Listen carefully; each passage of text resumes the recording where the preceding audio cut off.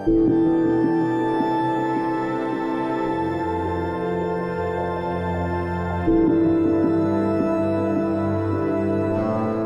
there, Kenso here. This is my Devil May Cry 5 Dante Must Die difficulty S-Rank walkthrough. This is Mission 11. It is entitled Reason. And this is probably one of my favorite missions in Devil May Cry history with Dante. So this mission is essentially just a few quick fights, and it's capped off by a boss fight that's one of the best designed boss fights in the series, and maybe one of the best designed boss fights in any game that I've ever played, which is really saying a lot. I've played a lot of games. I've fought a lot of bosses. I've fought a lot of good ones, and I've fought a lot of bad ones. And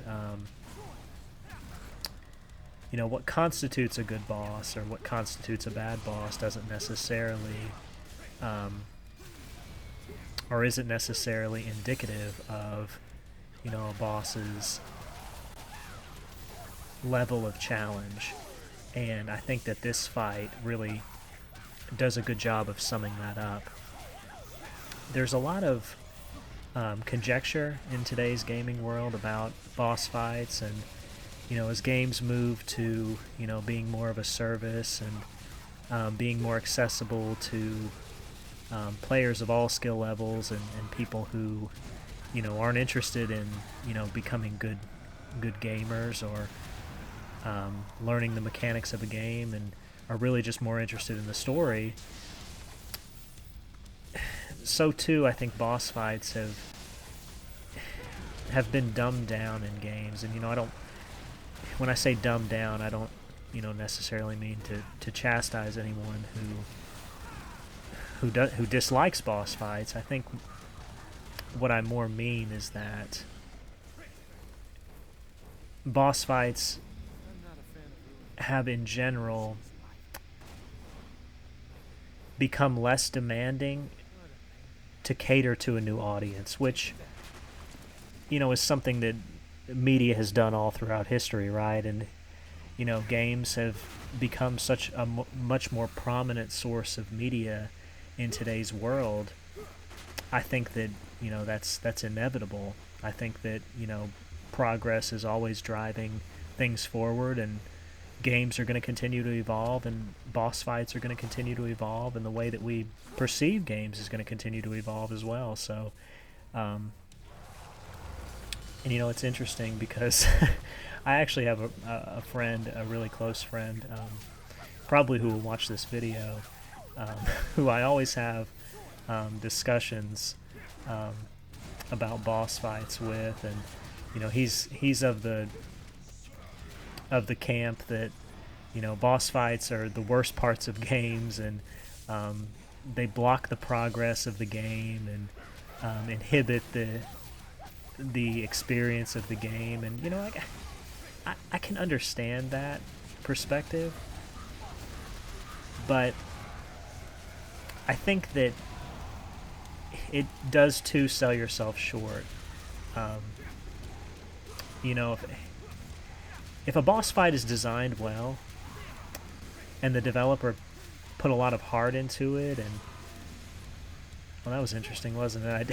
It looked like I was doing a little bit of jump canceled full houses, which is very reminiscent of Devil May Cry 3. You don't get to see that too often, so that was pretty interesting. But back on tangent, I was speaking about my friend who believes that the boss fights are out of place in his journey through a game, and I believe that, you know, if a boss fight is well designed and well loved in the development process, then it should never feel that way. You know, and I think that, you know, the boss fight at the end of this mission is an example of a boss fight that was well done and that was well loved in the development process, and it shows in how intricate it is and how interesting it is. And just how many different ways you can approach this fight and get great results. And part of that's due to just how wonderfully outrageous Dante is, and how many, how his weapons and styles all form a conglomerate that allows this to become the perfect storm, and you to be able to have this kind of success. But I think too that the developers had to create the boss in such a way, and it even notes in the tooltips, if you read those, that they do explain that the boss has the boss's attacks can be parried.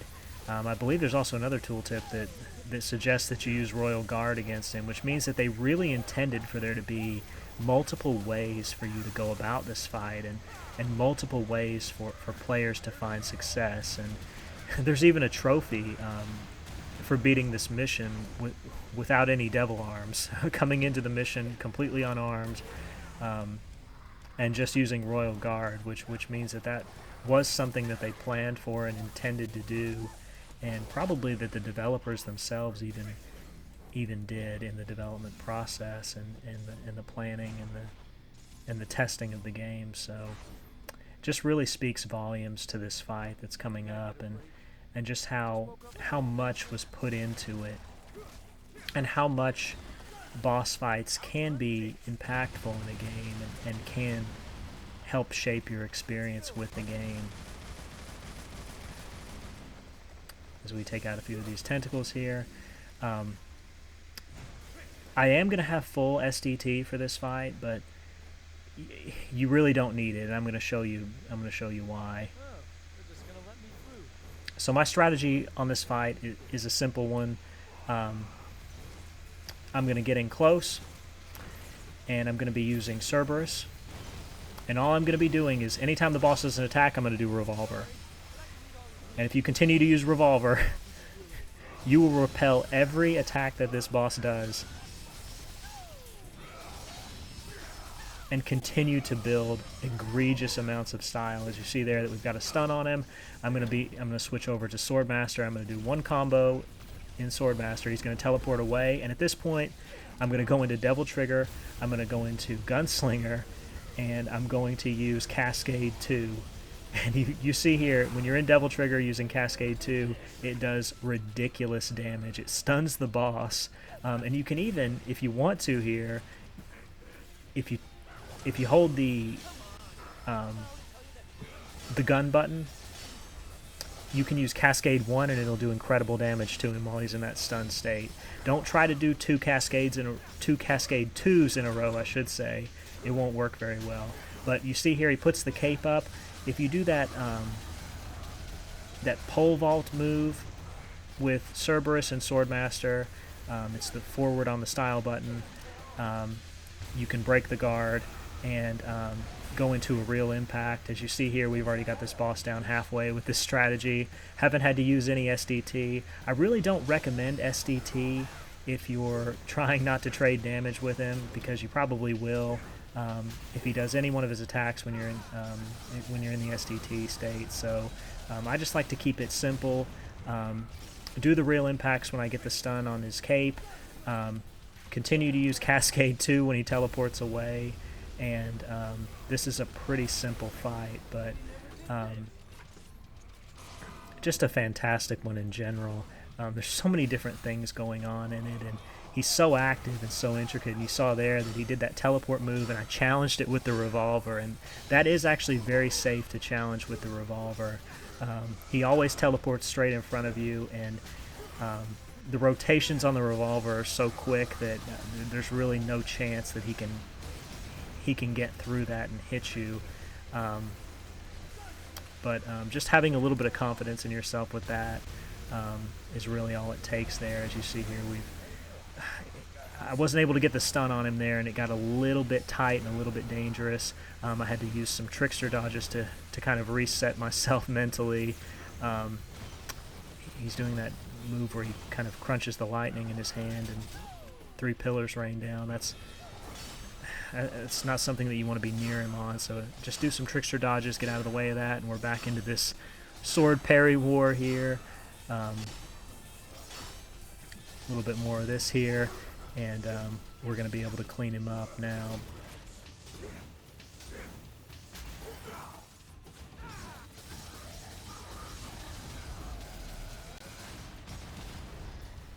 A fantastic fight. So I spent most of the video there just ranting about boss fights, but there you go, guys. There's your S rank. Thank you very much for watching, and I'll see you next time.